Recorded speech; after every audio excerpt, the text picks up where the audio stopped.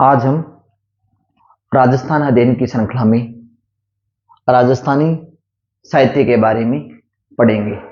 इससे पहले हमने राजस्थानी भाषा और राजस्थानी बोलियों के बारे में पढ़ा था, लोक नृत्यों के बारे में पढ़ा, लोक नाट्यों के बारे में पढ़ा और राजस्थान के एकीकरण के बारे में हमने पढ़ा है। इसी श्रृंखला में आज हमारा राजस्थानी साहित्य का चैप्टर होगा। यदि आपको मेरा वीडियो पसंद आ रहे हैं तो मुझे सब्सक्राइब करें, लाइक करें, शेयर करें, ताकि मैं और ज़्यादा अच्छे वीडियो आपके लिए बना पाऊं। तो राजस्थानी साहित्य को पढ़ने से पहले हमने राजस्थानी साहित्य के काल विभाजन किया है, क्योंकि यदि हम राजस्थानी साहित्य को काल विभाजन करके नहीं पढ़ेंगे तो एक लंबा चौड़ा ये सिलेबस है, राजस्थानी साहित्य है, जिसको हम पूरी तरह से कवर नहीं कर पाएंगे। इसलिए इससे संबंधित हमारे 3 से 4 वीडियो होंगे। आप अच्छी तरह 4-5 वीडियो देख लेना, तब जाके कोई भी किसी भी आरपीएससी हो, चाहे राजस्थान अधिनियम चयन बोर्ड हो, उसमें आए हुए विभिन्न प्रकार के प्रश्नों को आप हल करने की कोशिश कीजिए। यदि आप कर पाते हैं तो मेरे वीडियो को आप आगे से आगे शेयर करने की कोशिश भी करें। चलो, राजस्थानी साहित्य में हम पढ़ते हैं तो प्राचीन काल। राजस्थान का साहित्य सबसे प्राचीन काल जो राजस्थान साहित्य रहा था वो वीर गाथाओं से युक्त काल था। क्यों था वीर गाथाओं से युक्त काल था? क्योंकि इस काल में 1050 ईस्वी से 1500 ईस्वी तक अनेक बाहरी आक्रमण हुए थे।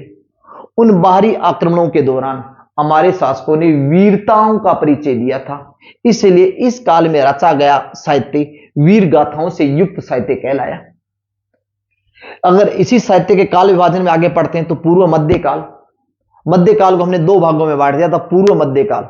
मध्यकाल से पहले वाला काल, जिसमें हमने भक्ति काल कहा जाता है, यह काल था 1450 ईस्वी से लेकर 1650 ईस्वी तक का काल था। इस काल में क्या हुआ था, या यूं कह सकते हैं आप 1450 ईस्वी से ले लो, आप कोई दिक्कत नहीं। इस काल में भक्ति काल क्यों कहा जाता है? क्योंकि यहां पर मुस्लिम शासक भी राज कर रहे थे और हिंदू शासक भी राज कर रहे थे। सांप्रदायिक सौहार्द वातावरण तैयार करने के लिए यहां पर सूफी संप्रदाय भी आए थे, भक्ति आंदोलन की अलग जगाई गई थी। उन दोनों सूफी संप्रदाय और भक्ति आंदोलन के माध्यम से यहां के जनमानस में सांप्रदायिक सौहार्दपूर्ण वातावरण तैयार करने के लिए अनेक ग्रंथ रचे गए थे।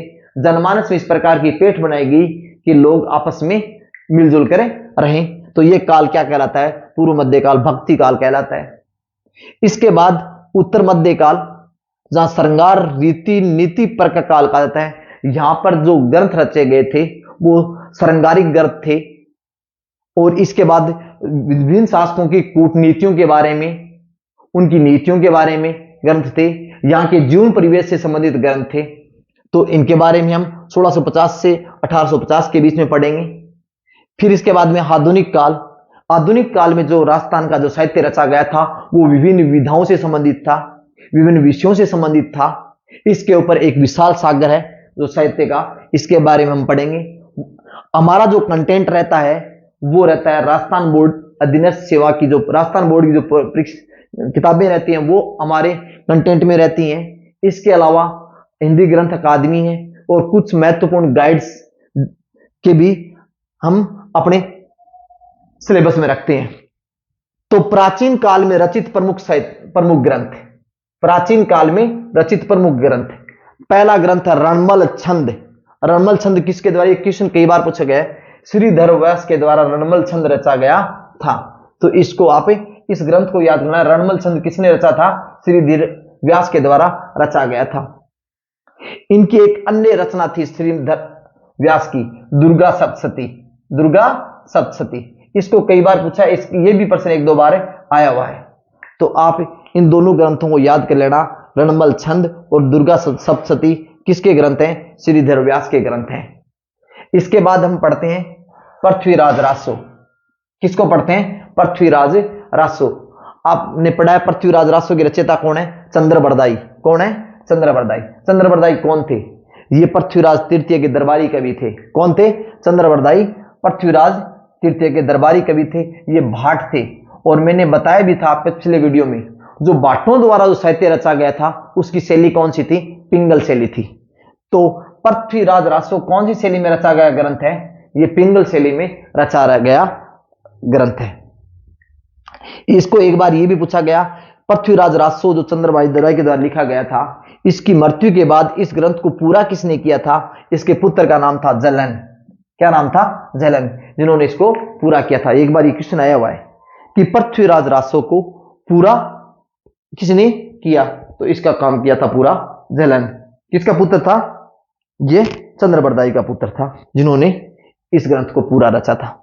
इसके बाद हम पढ़ते हैं, क्योंकि पृथ्वीराज रासो में आपको पता है किसके बारे में जानकारी मिलती है?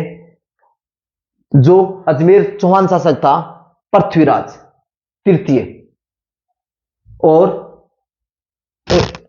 पृथ्वीराज तृतीय के साथ में जो युद्ध हुआ था, उस युद्ध के बारे में जानकारी मिलती है। तराइन का प्रथम युद्ध, तराइन का द्वितीय, मोहम्मद गौरी के साथ में उस युद्ध के बारे में जानकारी मिलती है इस पृथ्वीराज रासो में। ठीक है। इसके बाद हम पढ़ते हैं बिसलदेव रासो। बिसलदेव कौन था? पहले तो ये बताना चाहिए। बिसलदेव चौहान शासक था, जिसको विग्रह राज चतुर्थ भी कहा जाता है। तो बिसलदेव रासो के द्वारा, बिसलदेव रासो किसने लिखी थी? नरपत नालय ने लिखी थी। नरपति नालय ने, इंपॉर्टेंट है, बिसलदेव रासो किसने लिखी थी? नरपति नालय ने लिखी थी। ये चौहान शासक बिसलदेव विग्रह राज और उसकी रानी राजमती की प्रेम गाथा का वर्णन है। कई बार ऐसे भी पूछ सकते हैं कि बिसलदेव रासो किससे संबंधित है? बिसलदेव रासो बिसलदेव और रानी राजमती की प्रेम गाथा के बारे में वर्णन करता है। इसके बाद हम पढ़ते हैं पृथ्वीराज विजय। पृथ्वीराज विजय, विजय से मतलब विजय, ये यहां से जानक। पृथ्वीराज विजय के रचयिता कौन है? जानक है। कौन है? ये संस्कृत भाषा में लिखा गया ग्रंथ है। कई बार ऐसे भी प्रश्न ले लेते हैं कि पृथ्वीराज विजय है वो किस भाषा में लिखा गया ग्रंथ है? वहां चार ऑप्शन, संस्कृत भाषा भी आ सकती है, हिंदी भाषा है, उसमें फारसी भाषा है, जो भी वहां जाए तो आपको बताना मारवाड़ी है, कौन सी संस्कृत भाषा में लिखा गया ग्रंथ था पृथ्वीराज विजय। इसके बाद में हम पढ़ते हैं विजयपाल रासो। विजयपाल, विजयपाल कहां का शासक था? करौली का शासक था। कहां का शासक था? करौली का शासक था। तो विजयपाल रासो किसने लिखा था? विजयपाल रासो लिखा था नल सिंह। किसने लिखा था? नल सिंह है। नल सिंह है, याद कर लेना चित्र। नल सिंह ये भाट था, और भाटों द्वारा जो भी साहित्य रचा गया था वो कौन सी शैली में रचा गया था? वो रचा गया था पिंगल शैली में। तो ये भी एक पिंगल भाषा का ग्रंथ है। कौन सी भाषा का ग्रंथ है? पिंगल भाषा का ग्रंथ है। ये हमारा जो साहित्य हम पढ़ रहे हैं वो प्राचीन काल का साहित्य है, यानी प्राचीन कालक्रम में पढ़ते 1050 ईस्वी से लेकर 1500 ईस्वी तक के बीच का कालक्रम जो रहा था उसको प्राचीन काल यानी राजस्थानी साहित्य के बारे में बताया। ऐसे राजस्थानी साहित्य इससे पहले हम देखते हैं तो राजस्थानी साहित्य का बहुत कम ग्रंथ देखने को मिलते हैं, तो वो आदि ग्रंथ कहलाए। और उससे पहले वाले जो ग्रंथ थे वो अभिलेखों में लिखे हुए थे, पत्र के चट्टानों पे इनमें लिखे हुए थे। तो राजस्थानी साहित्य का प्राचीन कालक्रम यही रहा था, जिसके बारे में हम पढ़ रहे हैं अभी। अमीर महाकाव्य। अमीर महाकाव्य किसने लिखा था? ये क्वेश्चन कई बार प्रश्न पूछा गया है। अमीर महाकाव्य नयन चंद्र सूरी। कौन थे? नयन चंद्र सूरी। नयन चंद्र सूरी के द्वारा यह ग्रंथ लिखा गया था। इसके रचयिता नयन चंद्र सूरी थे अमीर महाकाव्य के। और अमीर महाकाव्य में किसके बारे में जानकारी मिलती है? वो ये रणथंभौर का शासक अमीर देव चौहान के बारे में। इस अमीर देव चौहान की जो राजनीतिक, शासनिक, सांस्कृतिक उसमें की चारित्रिक, उनकी वीर गाथाओं का वर्णन देखने को मिलता है अमीर महाकाव्य में। ठीक है। ये अगला आता है वीरमायण। कौन है? वीरमायण। वीरमायण किसने लिखी थी? बहादुर ढाडी ने। एक बार ये आरएस में क्वेश्चन आया था 2016 के एग्जाम में। तो बहादुर वीरमायण के रचयिता कौन थे? बहादुर ढाडी थे। तो वीरमायण में भी आपको याद करना, वीरमायण जो पहले इसका नाम था ना, उसका नाम था बहादुर ढाडीरी कहानियां। तो इसमें हम वीरमायण के बारे में, बाद में इसका नाम चेंज कर दिया गया था वीरमायण। तो शुरुआत में इसका नाम बहादुर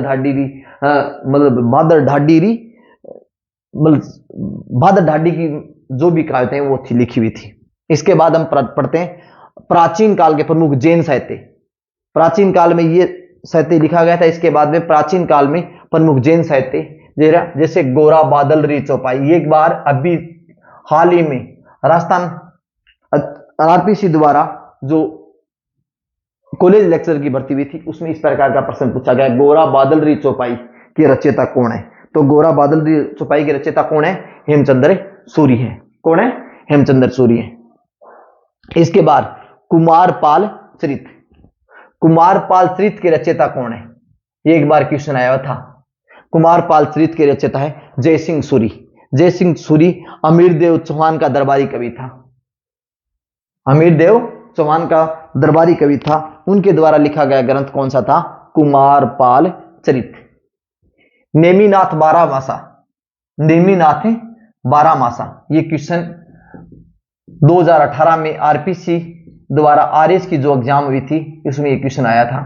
उस क्वेश्चन पूछा गया था नेमिनाथ बारहमासा के रचयिता कौन है? तो पालन। कौन है? पालन। नेमिनाथ कौन थे? नेमिनाथ वो 22वें तीर्थंकर थे जैन संप्रदाय के, तो 22वें तीर्थंकर, उनके ऊपर ये ग्रंथ रचा गया था। इसके बाद में नाभि नंदन जीर्णोद्धार प्रबंधन आज तक आया नहीं है, और ये उसमें दे रखा है राजस्थान हिंदी ग्रंथ अकादमी की पुस्तकें आती है ना, उसमें सीधा दे रखा है नाभि नंदन जीर्णोद्धार प्रबंधक के रचयिता कौन है? कक्कड़ सूरी। कौन है? कक्कड़ सूरी के द्वारा यह ग्रंथ रचा गया था। समराइज कहा, समराइज कहा किसके द्वारा रचा गया ग्रंथ था? हरिभद्र सूरी द्वारा रचा गया ग्रंथ था। तो इसको भी आप अच्छी तरह याद कर लेना, अपने कंटेंट में सम्मिलित कर लेना। तो ऐसे ये प्राचीन काल में रचे गए प्रमुख साहित्य थे। अगला साहित्य हम पूर्व मध्य काल के बारे में पढ़ेंगे, उत्तर मध्य काल के बारे में पढ़ेंगे और आधुनिक काल के बारे में भी पढ़ेंगे। लेकिन इससे पहले आज, क्योंकि अगर हम मध्य काल को भक्ति आंदोलन को लेके चलते हैं तो वो लंबा वीडियो बन जाता है, तो मैंने राजस्थानी साहित्य की शैलियां ओब्लिक विधाओं के बारे में थोड़ा सा, ये चैप्टर है, इस चैप्टर को कंप्लीट करके हम आगे पढ़ेंगे पूर्व मध्य काल के बारे में। तो राजस्थानी साहित्य की शैलियां जैसे ख्यात है, प्रकाश है, दैवावेत है, राजसो है, ये शैली है राजस्थानी साहित्य की। मतलब इन शैलियों में राजस्थानी साहित्य रचा गया था। ख्यात क्या है? ख्यात इतिहास परक ग्रंथ है, यानी राजा महाराजाओं शासकों की ऐतिहासिक घटनाओं, उनके जीवन चरित्र, उनके द्वारा किए गए युद्धों का वर्णन, उनके चारित्रिक विवरण, उनके द्वारा शासनिक प्रशासनिक और उनके द्वारा राजनीतिक सांस्कृतिक उस समय की जीवन परिवेश के बारे में हमें जानकारी मिलती है। जैसे ख्यात मूणोत नैणसीरी ख्यात, मूणोत नैणसीरी ख्यात, इसके रचयिता कौन है? नाम से स्पष्ट है, मूणोत नैणसीरी ख्यात के रचयिता है मूणोत नैणसी। कौन है? लेकिन ये क्वेश्चन कोई नहीं पूछेगा, पूछेगा कौन है?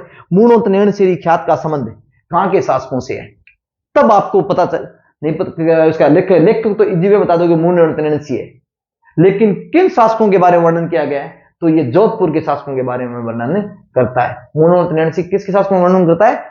जोधपुर के शासकों में। मूणोत नैणसी किसके दरबारी कवि थे? एक बार ये क्वेश्चन आया हुआ है, जसवंत सिंह के दरबारी कवि थे। कौन? मूणोत नैणसी। मूणोत नैणसी के बारे में एक बात और है, नोट अच्छी तरह याद कर लेना। मुंशी देवी प्रसाद ने इसे राजस्थान का अबुल फजल कहा। ये क्वेश्चन पूछा था, राजस्थान का अबुल फजल किसको कहते हैं? राजस्थान का अबुल फजल कहते हैं मूणोत नैणसी को कहा जाता है।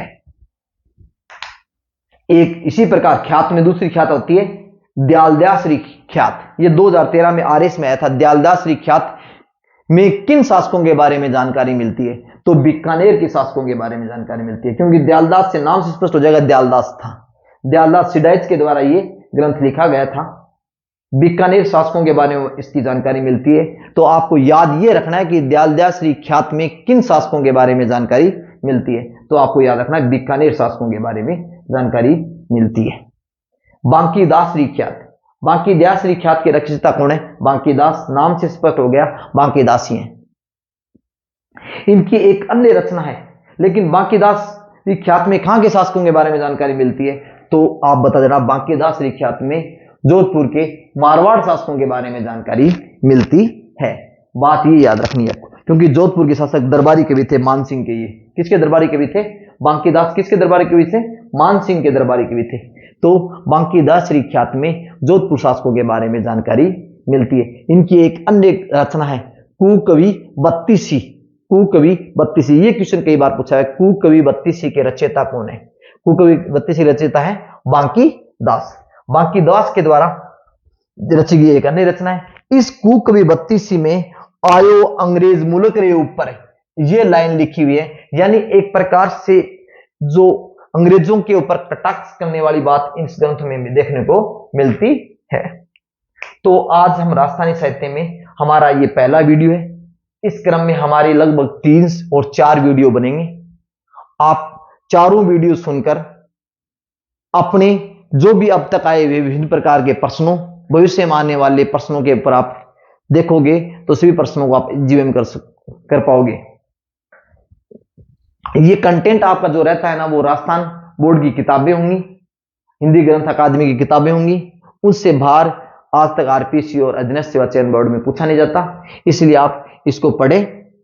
अपना अगला वीडियो इसी से संबंध में होगा, जो अगली क्लास होगी इसके संबंध में 3 से 4 वीडियो आपके पास आएंगे। Thanks all the students.